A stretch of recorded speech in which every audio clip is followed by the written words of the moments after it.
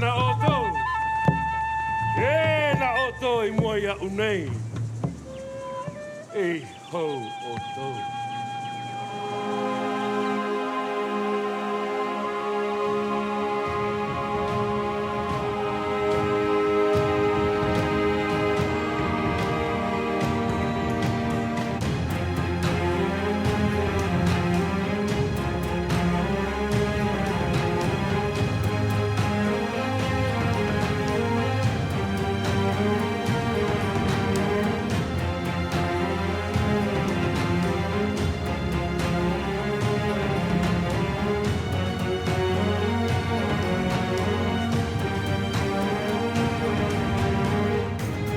Au cœur de l'océan Pacifique, la Polynésie française est un territoire aussi vaste que l'Europe.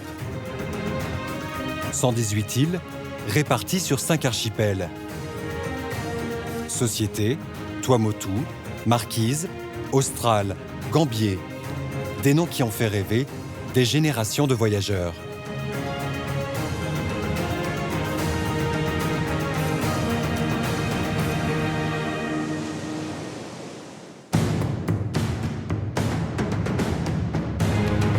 La Polynésie, c'est également le plus grand espace maritime français. 5 millions de kilomètres carrés qui abritent une richesse naturelle et culturelle unique au monde.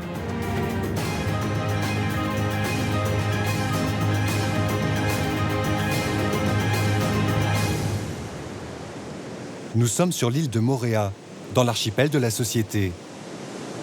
Avec sa végétation luxuriante et son lagon turquoise, Moorea est un peu l'archétype de l'île paradisiaque.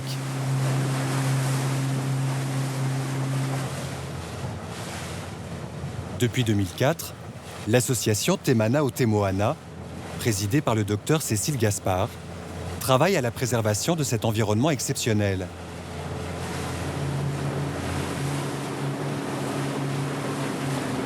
Un environnement soumis à de fortes pressions liées au tourisme et aux activités nautiques. Parmi elles, l'une des activités phares de l'île, le nourrissage des raies pastenagues. Alors là, on est sur le site de nourrissage des raies à Moorea. C'est un site qui est vraiment très très connu maintenant, qui existe depuis 1995. Et en fait, les prestataires qui font découvrir le lagon de Moorea aux visiteurs s'arrêtent ici pendant une vingtaine, trentaine de minutes et font découvrir les raies pastenagues qu'ils ont fidélisées sur ce site en particulier depuis pratiquement une vingtaine d'années maintenant en les nourrissant. Les gens viennent voir un animal qui est sauvage, qui est dans son environnement naturel, mais on utilise un artifice qui est l'apport de nourriture. Et ça peut être vraiment controversé puisqu'on apporte un élément qui modifie le cycle de vie de la raie pour notre pur plaisir.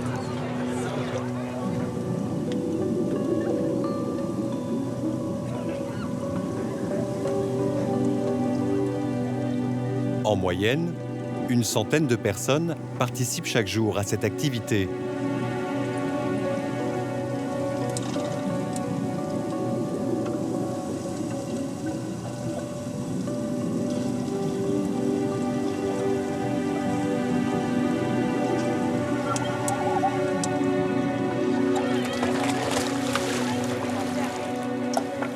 Les premières études de Cécile Gaspard ont porté sur l'impact du nourrissage. Depuis, elle travaille avec les prestataires pour mettre en place des pratiques raisonnées. T'as vu un changement dans le comportement des raies ou non? Pas vraiment. On en a plus. Ouais. Et donc il y a les plus grosses concentrations. Par contre, les gens avant de les mettre à l'eau, vous leur expliquez bien comment faire. C'est surtout pas eux qui nourrissent, bien sûr. Non. Voilà. Comment les toucher, on s'approche pas des requins déjà. Voilà. Les raies, il faut mettre le nez dessus. Vous leur expliquez de quel type de poisson il s'agit, comment ils s'alimentent naturellement? Pas vraiment, non. C'est que quand les gens ils posent la question, c'est là qu'on rentre un peu plus dans le détail. Quels sont les risques pour les animaux? Alors pour les raies, il y a plusieurs facteurs de risque.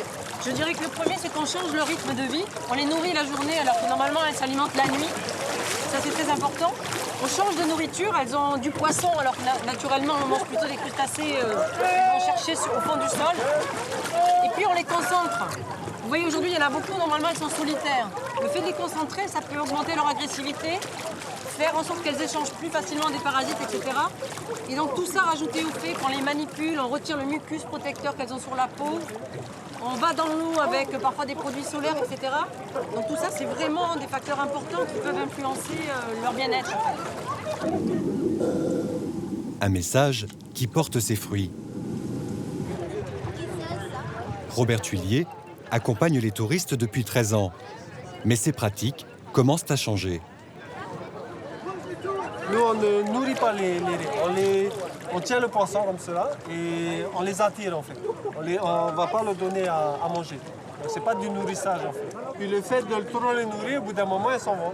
Donc elles vont gaver, donc ce n'est pas le but de chercher.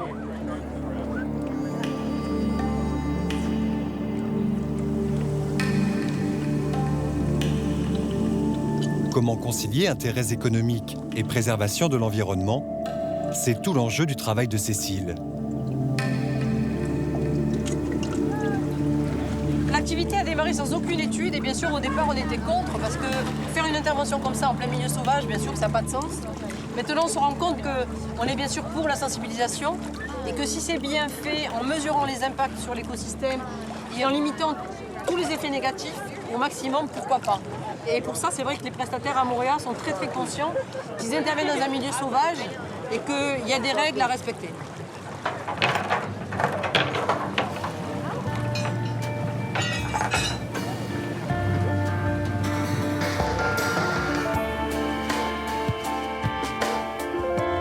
Selon l'Union internationale pour la conservation de la nature, 126 espèces animales seraient menacées en Polynésie en raison des activités humaines. L'association de Cécile Gaspard met en place des programmes de conservation et de protection de l'ensemble des espèces marines.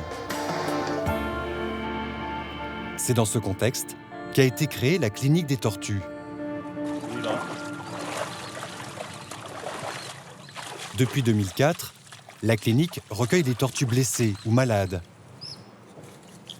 Cette tortue, par exemple, une poche d'air sous la carapace l'empêche de plonger.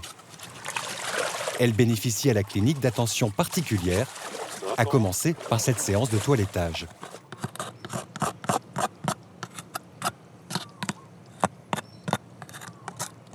Il y a toujours des algues qui arrivent à se fixer et à pousser sur les carapaces des tortues, mais elles ont un système de nettoyage où ce sont des poissons nettoyeurs qui viennent picorer sur la carapace pour nettoyer le plus gros de ces algues. Elles, comme elles flottent, ces poissons n'ont pas accès à la carapace qui est au niveau de l'air, en fait, à l'extérieur.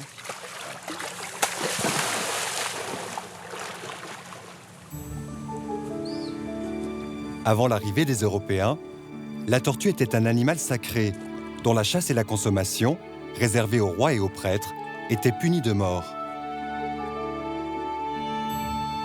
L'interdit est levé à la fin du XIXe siècle et les premières menaces sur les populations de tortues apparaissent.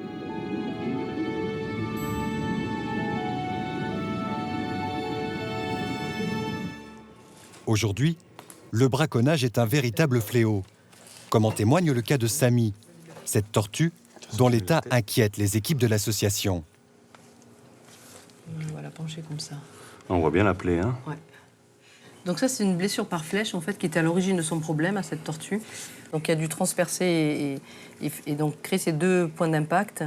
La grande chance qu'elle a eue, c'est que ça n'a pas traversé la trachée ou l'œsophage. C'est vraiment resté superficiel sous la peau, donc on le voit bien. Donc on va finir de nettoyer un petit peu. Vous voyez, il y a encore des peaux mortes ici, là, qu'on va nettoyer. Ça arrive très régulièrement de recevoir des tortues fléchées ici à la clinique. C'est la pathologie principale, je dirais, depuis qu'on a créé cette structure en 2004. Et en Polynésie française, vraiment, les tortues sont braconnées pour la consommation de la chair et pas du tout pour l'utilisation de la carapace. Donc il y a ce braconnage qui est un petit peu traditionnel à petite échelle dans certaines îles. Et puis il y a de plus en plus un braconnage à but commercial, tout simplement, qui est de plus en plus structuré et organisé, qui s'étend et qui, lui, menace beaucoup plus les populations de tortues marines ici en Polynésie française. Pour compléter son action, l'association a développé différents programmes pédagogiques. Alors ça, on va voir si on peut désinfecter un peu plus. Cette tortue a été sauvée par 4 jeunes de Moorea qui avaient suivi l'un de ces programmes. On a vraiment axé dans les actions de notre association énormément nos efforts sur l'éducation et la sensibilisation à la fois au milieu scolaire mais du grand public pour que les gens comprennent vraiment la problématique, que c'est sérieux et qu'on est vraiment dans une phase de déclin. Et grâce à ce plan d'action, tout le monde est impliqué.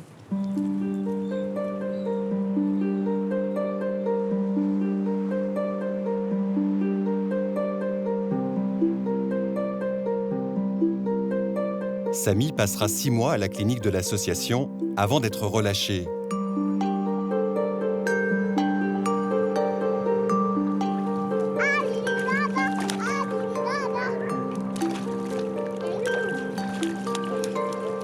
À ce jour, 133 pensionnaires ont regagné le lagon de Moorea.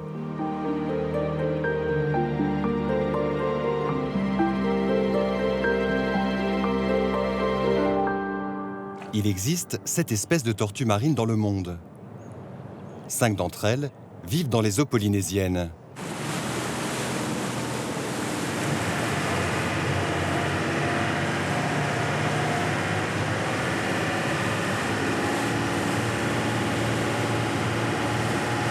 Ça a l'air pas mal là.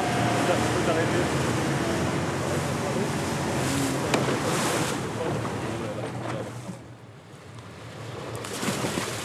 En 2010, l'association Te Mana o Te Moana a entrepris de les recenser grâce à une technique originale, expérimentée par le biologiste marin Mathieu Petit. À quoi elle sert cette planche ? Cette planche, elle va m'aider à être tracté derrière le bateau. En fait, plutôt que de faire des kilomètres à la palme, avec cette planche-là, je peux être tracté par le bateau et parcourir de grandes surfaces et ainsi avoir un recensement à l'échelle d'une île entière. C'est vraiment un outil idéal pour faire des grandes distances en peu de temps.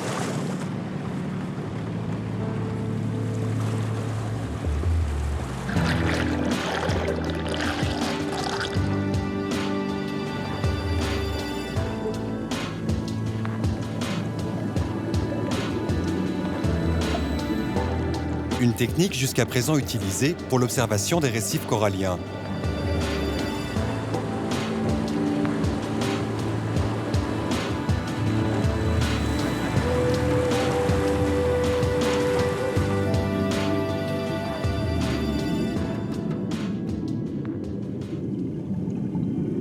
Au bout de quelques instants, Mathieu repère la première tortue.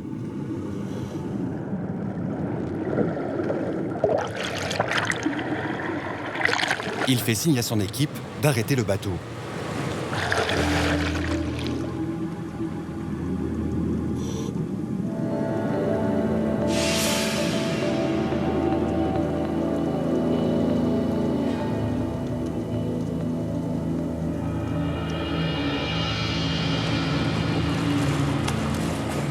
Tiens.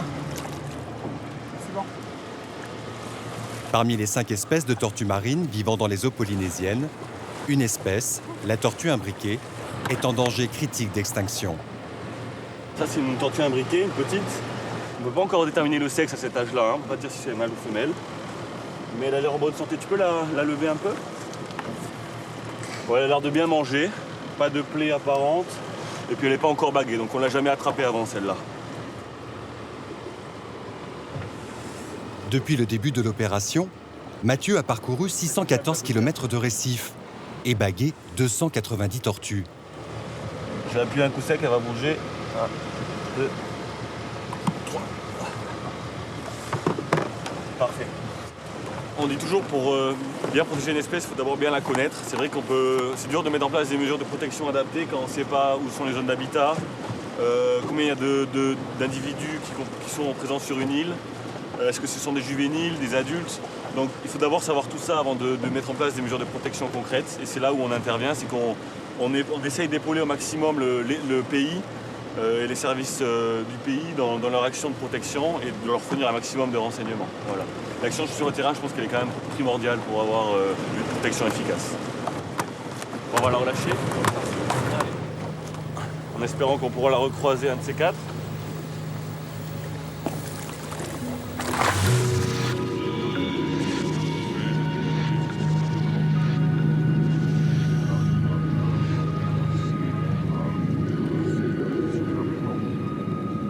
C'est difficile d'avoir de la fierté parce que On a toujours les chiffres du braconnage, les chiffres, ce genre de chiffres qui cassent un peu. Quand on sait qu'on a relâché par exemple 150 tortues avec la clinique des tortues et que dans une saison, il y en a le même nombre, voire plus, qui sont braconnés, c'est difficile quand même d'avoir de la fierté. On aura la fierté le jour où le braconnage il aura bien diminué.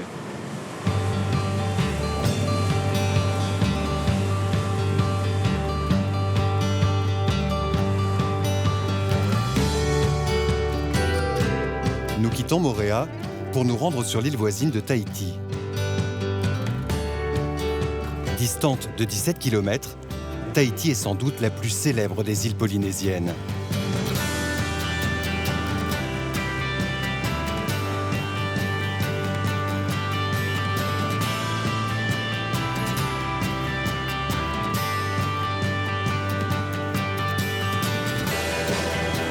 Côté mer, l'île est réputée pour être le paradis des surfeurs.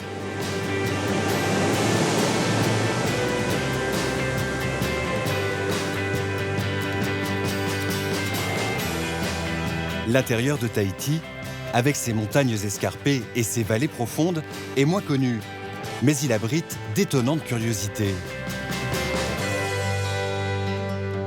Pour les découvrir, il faut se rendre dans la vallée de la Punaru, à 800 mètres d'altitude.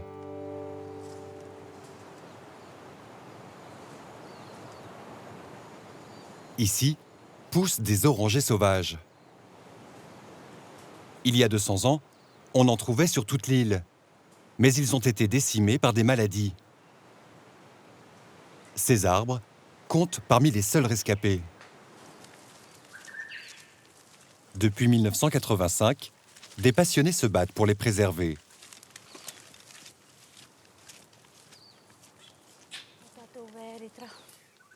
Mais pour atteindre les sommets, il faut déployer des efforts considérables. Il faut aimer ça. Après, tu es récompensé. Moi, ça fait 20 ans que je fais ça avec les amis et mon mari. Je suis jamais fiou, comme on dit chez nous. Chaque année, fiou, ça veut dire j'ai plus envie. Hein? Le ras-le-bol, le fiou. Mais ici, on n'est jamais fiou, jamais fiou. Toujours content de revenir dans la vallée. On aime ça, on aime ça. Noëlla Estal est guide de randonnée. Il y a 25 ans, elle a rejoint une association qui œuvre à la protection de la vallée. Et désormais, elle transmet ses connaissances aux plus jeunes. Je connais certaines plantes, je communique avec eux, je leur explique. Ça, vous pouvez couper, c'est des envahissants. Le reste, quand vous ne connaissez pas, ne coupez pas, laissez, comme celui-là. C'est ça notre végétation à la base. C'est ça qu'il y avait ici, sur tout Tahiti.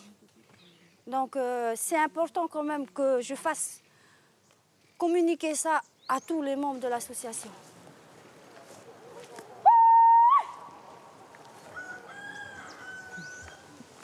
Tous les ans, en juin, l'association réunit l'ensemble de ses membres dans un refuge situé à 300 mètres d'altitude. Aujourd'hui, plus de 250 participants ont répondu présents. Car cette journée est l'occasion de lancer officiellement la saison de la cueillette des oranges sauvages. Et à Tahiti, la cueillette est une tradition qui réunit toutes les générations. Ça te plaît? T'es content d'être venu? Tous les âges? Oui, oui. En général, à partir de 2 ans, 2 ans et demi, on commence à amener dans la vallée. Ça va jusqu'à quel âge? 78, 80. On est toujours content de se retrouver dans la vallée. Et on partage plein de choses. Ils sont agriculteurs, employés de banque, étudiants. Pour tous, cette journée est l'occasion de rendre hommage à leurs ancêtres et de revenir aux sources de la culture polynésienne. No te mea te o tira tatou trama, e proio ia autopolo te teme, te repo me ora ona. Ai ona te mea e hutura pe a tatou. O ia ui api te o o. O ia me tuai te o o. Te repo, me fo hua ona. Tatu mo metu ai tanu. Tatu mo tupuna ai tanu. E tati e tua irau. Am.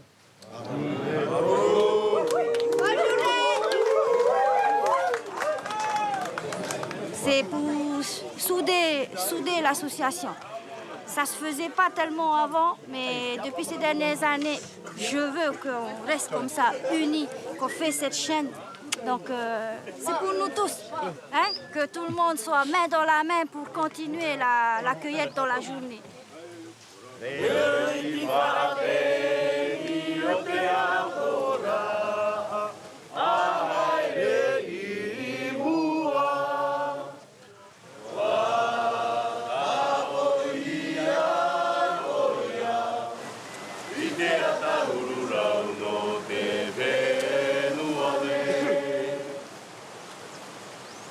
L'histoire des oranges de Tahiti se confond avec l'arrivée des explorateurs européens.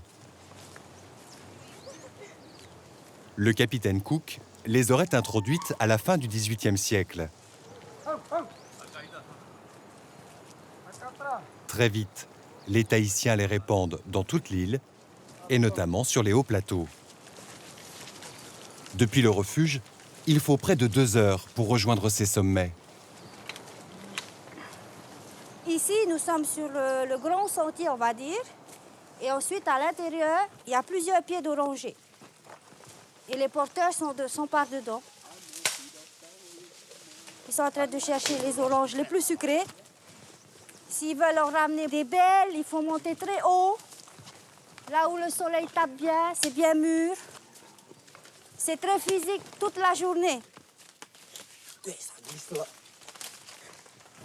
La plupart des cueilleurs grimpent pieds nus, malgré les épines, dont certaines mesurent plus de 10 cm de long.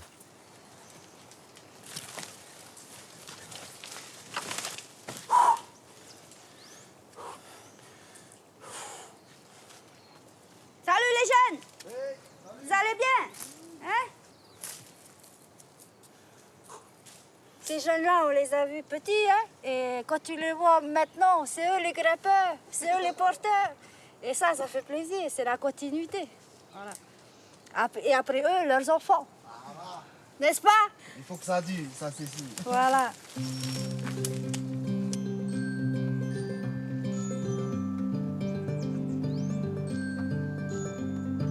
Surtout pas avoir le vertige.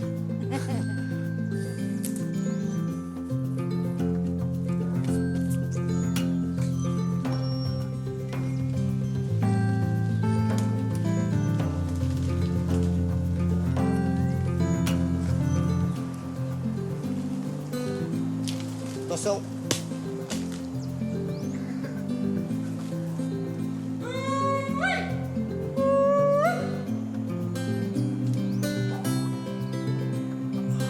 Du bonheur dans l'air.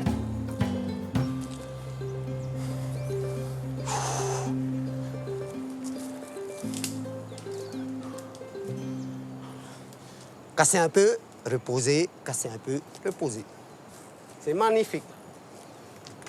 Le plus qui me motive, c'est la nature. C'est vivant, l'air, c'est vivant. Tout ici, c'est vivant. Et c'est pour nos enfants plus tard. Hein? Voilà. Comme ça, ils vont connaître aussi. Hein? C'est pas un jeu. Hein? Ouais, Pas un jeu, c'est difficile aussi. Hein? tout à fait. Pour venir en haut, eh ben, il faut avoir un gros cœur d'abord hein, pour atteindre ici. Hein? C'est bon? Ok, tu vois. Et c'est parti. Ah. Un grimpeur et un réceptionneur. Un grimpeur et un réceptionneur. Et voilà. Après des heures de travail, le soleil décline. Il faut regagner le refuge avant la nuit. Ça, l'avantage quand on monte avec les chaussures. Ça évite d'être piqué par les épines.